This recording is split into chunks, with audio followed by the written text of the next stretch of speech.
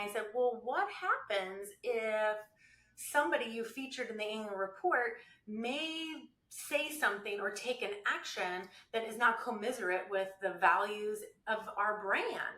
And nobody had an answer, right? Because nobody had thought about it, because nobody was doing anything about it. So it really started what I called the brand due diligence review program at First World Bank. Very small. I said, once you have your list of who is potentially able to be in the annual report, let's go ahead and let's use social intelligence tools to understand more about who they are and how they interact and engage or not interact or engage publicly, because this is a brand reputation situation. You are mailing this out to 500,000 people every year.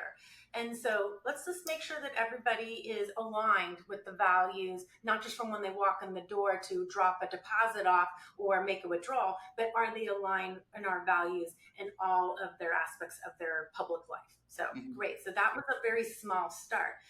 But then, as you know, Khalil, like when you're looking at data, that data is as good as the moment you're looking at it. And the second you're not looking at it, it becomes stale. It's kind of like you buy a new car and the price goes down the minute you drive it off the lot. It's the same thing with data. So the tools that I use, so, social listening tools, and then some other workflow management tools, is I built a program where now, once this annual report was out in public, now we can monitor and listen for how people were reacting to the annual report and reacting to the folks that we featured in the annual report. And then also, how are they behaving and acting, right? Because like on day one, when that annual report got sent out, it was amazing, right? Oh, everybody's great. This is wonderful. But we don't know that in 4 weeks or 4 months that somebody may say or do something that no longer aligns with our values. And then how are we going to address it? What are we going to do? We need to have time to be able to course correct and protect the brand reputation and that of the client that is in the annual report. So that is an interesting way in which we started to kind of take social intelligence in another kind of format, so to speak. So that first year, the brand due diligence review program, we probably reviewed, I don't know, let's say 140 or so, what we called candidates.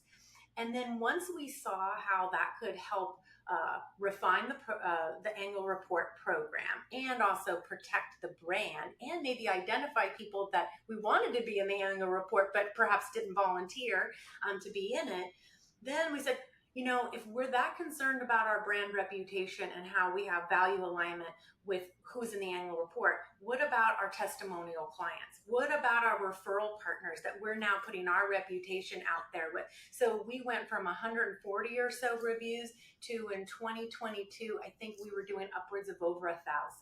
And what had happened is not a single public entity could be associated with the bank unless they went through this program first. And then we did ongoing monitoring to make sure that we had the levers and we had a process in place that was as automated as possible to then be able to make changes if ever necessary. So for example, somebody had decided to become a political candidate. Well, First Republic Bank did not that was not part of their program. We did not associate with anything that was politically done. So as soon as we knew that that person had put their hat in the ring to become mayor of a community in California, we then took down all of their digital ads and made sure that that alignment stayed true to our policies. And it gave us an opportunity to be really quick about it before word got out across the whole entire community.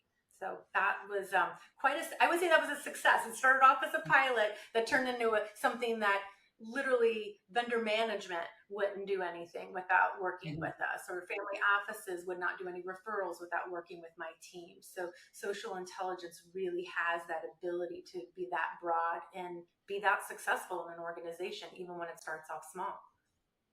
That's interesting that you say that, because one of my hypothesis when we first got into this space was that comms and reputation would be the biggest areas that would see the value in this stuff first, because it moves so quickly in the social space, right? Like we are very much so a social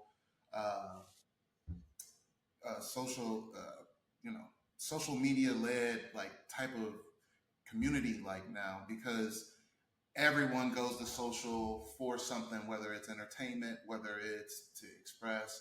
So I do love that were some of the components or steps that you have to have in place when you're developing a social intelligence organization from the ground up. But what are some of the other areas? Because you kind of touched on, tracking and making sure that you're understanding what's happening, identifying who and what that you're doing. So, what are some of those other areas or key components in establishing the social intelligence program from the ground up?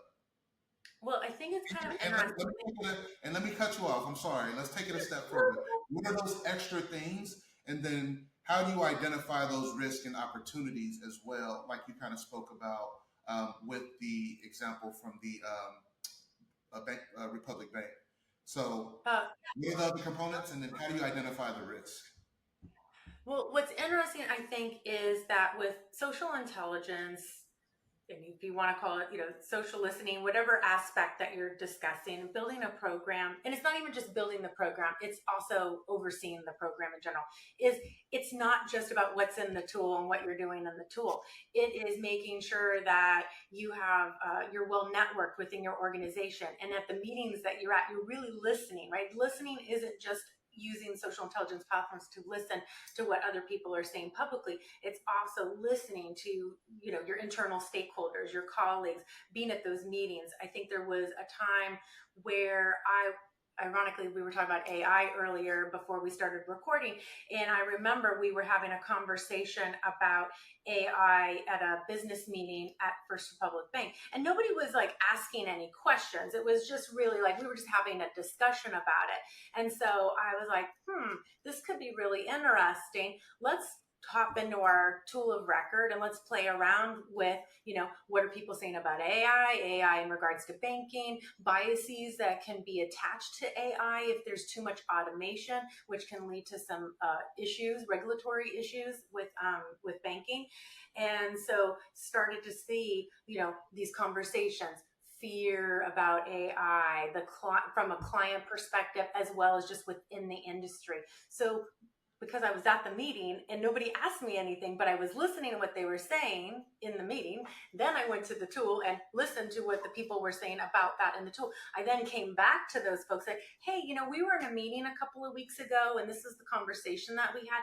I just wanted to share with you some of the things that I heard from the meeting that I then took to this tool. And then here is some of the results of that. And everybody like, what, wait, I didn't even ask for that. You just were able to present that. And so we were able to then use those talking points to have much richer discussions about where we were going to go as an organization, implementing AI, the methodology, etc. So it wasn't necessarily a planned thing, but those are the kinds of things that I think social intelligence and the people who manage those tools really have the ability and the responsibility, right, Mm-hmm. of being able to pay attention and know what's going on in the organization and know what the priorities and objectives are. And then on your own, you don't have to be asked. Like, I know nobody has a lot of time, but then pop in and use that tool and give some examples. That gives not only you and your program visibility, but then once you have executives like perking up a little bit, like, wait a minute, we have this internal resource that we can use.